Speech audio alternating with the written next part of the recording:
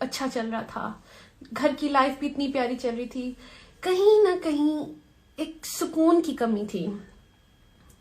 मुझे बाद में समझ आई कि वो सुकून था जो मुझे सुकून की तलाश थी। मतलब सब कुछ था मेरे पास, सिर्फ सुकून को ढूंढ रही थी। और फिर मुझे ऐसा लगा कि शायद सुकून मेरा, क्योंकि मैं काम छोड़ा था, शादी कर ली थी, मुझे लगा मैं घर के कामों में बिजी रहूंगी, लेकिन ऐसा कुछ नहीं चला। फिर मुझे लगा कि मैं काम करूंगी तो शायद मुझे सुकून आएगा।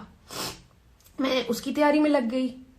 मैंने ज़ाहिर बेबी के बाद थोड़ी सी हेल्दी हो गई थी, फिर मैंने वर्कआउट स्टार्ट किया। सारे ड्रामा पीपल जिनके साथ मैं काम करती थी सबको मैंने लाइन अप कर लिया था। कभी कहती थी कि मैं विंटर्स में स्टार्ट करूंगी, कभी कहती थी कि मैं जनवरी में स्टार्ट करूंगी। एनीवेज, जो प्रोडक्शन हाउसेस मेरे दिल के बहुत करीब थे, मैंने उन सबको लॉक कर लिया हुआ था कि मैं जनवरी में इंशाल्लाह कम बैक करूंगी, और जिसका भी स्क्रिप्ट पसंद आएगा तो मैं उनके साथ काम शुरू कर दूंगी।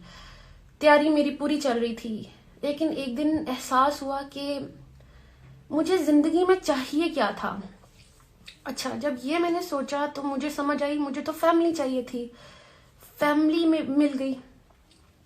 अब मुझे लगा था अगर मैं काम शुरू कर दिया तो मैं कहीं मैं इनसे ना डिस्ट्रैक्शन ना हो काम मेरी। तो अच्छा, मुझे समझ नहीं आ रही थी कि मैं क्या करूं। मैं वर्कआउट टीचर थे मेरे पास, और मैंने उन्हीं से सवाल कर दिया। मैंने कहा सर मेरे पास मैं उनसे काफ़ी चीज़ें शेयर करती थी। मैंने उनको कहा कि सर मेरी ये किताब एक शेल्फ पे पड़ी रहती है, कुरान मजीद, और हम सब के घरों में होती है, ये हमें इसे बड़ी इज्जत देते हैं और टॉप जगह पे रख देते हैं।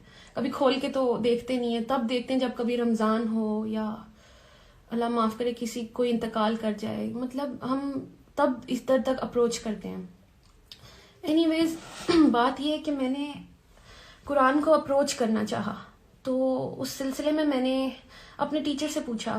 टीचर की बहन भी पढ़ रही थी, तो उन्होंने मुझे ना इस कुरान से कनेक्ट करवा दिया। तो मैं चैप्टर 2 तक पहुंची थी, तो विच इज सूरह बकरा। इकरा वो छोटी सी बच्ची हैं 23 इयर्स की, और मैंने उनसे एक चीज़ शेयर की। मैंने कहा मैं इस कुरान को, मुझे नहीं पता, इसका मैं अकेले में पढ़ती हूँ तो मुझे समझ नहीं आती है, तो आप थोड़ी सी मुझे तफसीर बता दें।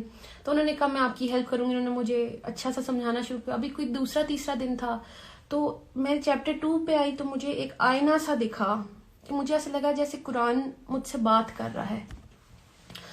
तो अब आयत में मैंने अपने आप को देखना शुरू किया। मुझे एकदम पहले तो बड़ा मजा आया। मुझे चैप्टर 2 में पहले मुत्तकी में लगी, अच्छा जी, फिर आ गया मुनाफिक का चैप्टर आया, तो कहीं ना कहीं मुझे दिल में ऐसी खटकी आई कि कहीं मैं इस कैटेगरी में तो नहीं फॉल करी कि जो आसान लगता है वो तो मैं कर लेती हूँ, अल्लाह, क्योंकि मुसलमान तो हूँ, तो जो आसान लगता है वो मैं कर लेती हूँ, जो मुश्किल है चीजें वो क्यों छोड़ देती हूँ। फॉर एग्जाम्पल, अगर मैं शोबिस की बात करती हूँ, तो ब्यूटीफुल फील्ड, लेकिन जो मैं करी थी कहीं उसमें अल्लाह को तो नहीं नाराज करी थी।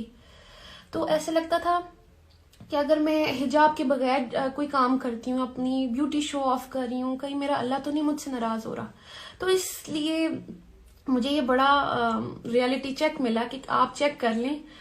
एक्चुअली मैंने चैप्टर 2 को वो आईना समझा, और उस पर बहुत फोकस हुआ मेरा। मैंने अल्लाह की तरफ रुजू किया। फिर वो कहते हैं ना कि अल्लाह कहता है कि यू टेक अ स्टेप, आप स्टेप अल्लाह की तरफ लेते हैं, अल्लाह की तरफ चल के जाते हैं, Allah comes running to you, towards you. तो मेरे साथ भी ऐसे ही हुआ।